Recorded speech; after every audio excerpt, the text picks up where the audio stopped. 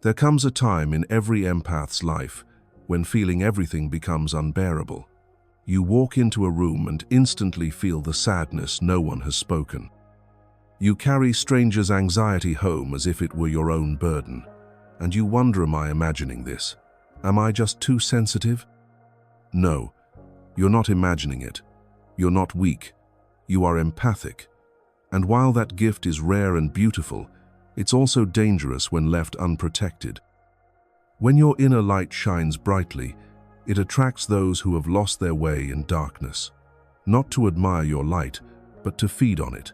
This isn't coincidence, it's how the unconscious mind works. It's always seeking balance. So as someone who carries light, you naturally draw in those who have lost theirs. Most empaths were shaped by survival.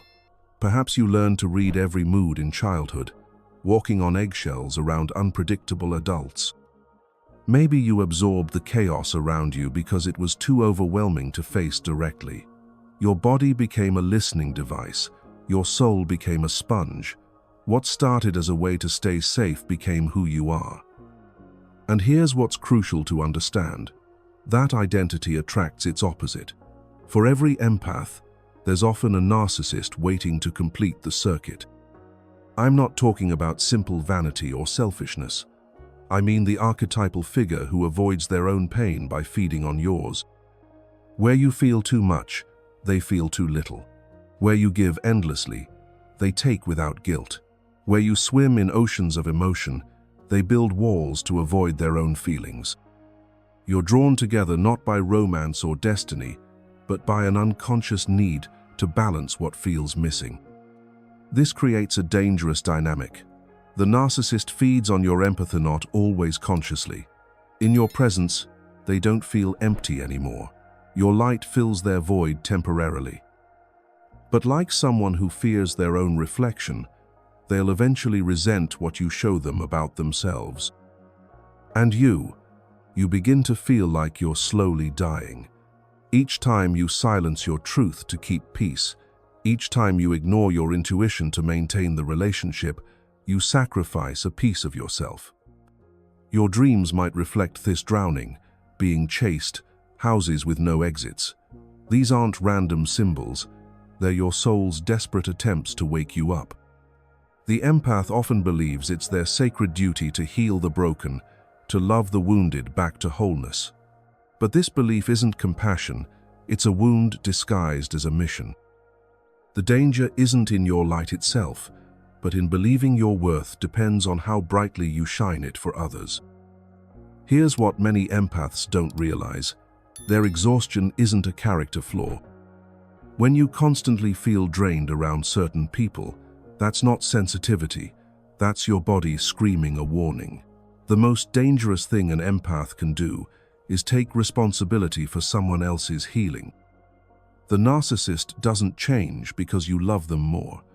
They change only when they lose access to your energy, when the mirror breaks, when the endless supply of your attention runs dry. And even then, only if their soul is truly ready. But this truth is often unbearable for empaths, whose childhood programming whispers, "If I just love enough, I'll finally be safe." You learn to soothe angry adults, to anticipate dangerous moods, to be the peacekeeper in chaos. What was once survival became an addiction to fixing, to healing, to being useful to others. The child in you was innocent, but the adult must awaken. The narcissist doesn't just show you your opposite, they reveal the part of you that still believes you only matter when you're needed. That belief is your prison. Unless you dismantle it, you'll keep attracting those who are emotionally starving, who smile while drinking from your soul. You must learn a different kind of love, not the kind that bends until it breaks, but love with structure. Love that says, "I will not abandon myself for you." This isn't selfishness, it's spiritual responsibility. Here's the paradox. Empaths desperately want to be loved for who they truly are, yet they often hide their real selves to be accepted. They adapt, absorb, and shapeshift until one day they no longer recognize their own reflection. This is the wound. And this is the warning. If you don't return to yourself, others will continue feeding on you, not out of evil intention, but out of necessity because you've never learned to close the door. If you don't set boundaries, life will set them for you through breakdown, burnout, and the shattering realization that love shouldn't equal pain. The path forward isn't to dim your light or harden your heart. It's to know yourself completely. Look not just into others' eyes, but into the mirror of your own soul. Face your shadows. Own your projections. Learn the difference between true intuition and old wounds speaking. Even empaths carry their own form of narcissism, the need to be needed, the terror of abandonment so deep they'll endure anything to avoid it. Until you face this, you'll keep offering yourself to those who only consume. Ask yourself these crucial questions. Who benefits when I silence my truth? Who profits when I ignore my knowing? What part of me believes I must suffer to be loved? These questions are keys. Turn them slowly and gently. The door they open is ancient. Your empathy is a compass, but only if you let it point inward first.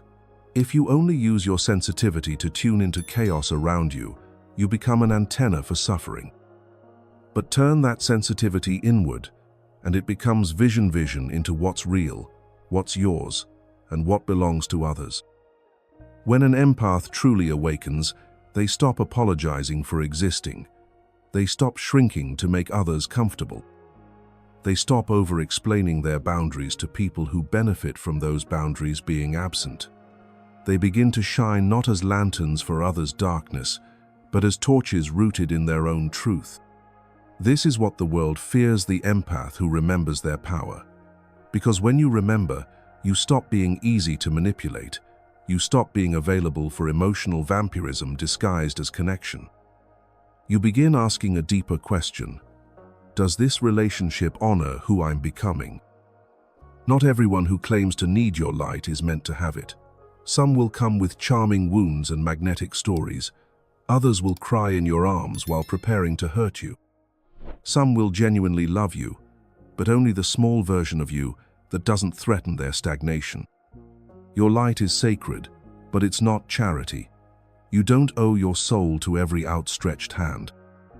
The final warning is this: the greatest danger to an empath isn't other people, it's your own unhealed need to be needed. When you feed others with your life force, believing love must cost you your vitality, you repeat an ancient story of self-erasure. But when you see this pattern clearly and say, I understand now, you reclaim your power. You write a new story, one where you're not a sponge for the world's emotions, but a vessel for truth. Where your light doesn't flicker with exhaustion, but burns steady with purpose.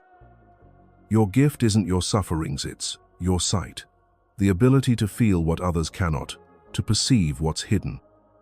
But with this gift comes the responsibility to protect it, guard it, and revere it. Let your yes be sacred. Let your no be a spell that seals your energy. Let your presence be a blessing but never a buffet. You are not the answer to everyone's hunger. You're not a cure or a savior. You are a soul sovereign, whole, and worthy of being seen. When you finally believe that, the world stops feeding on you and begins to respect you.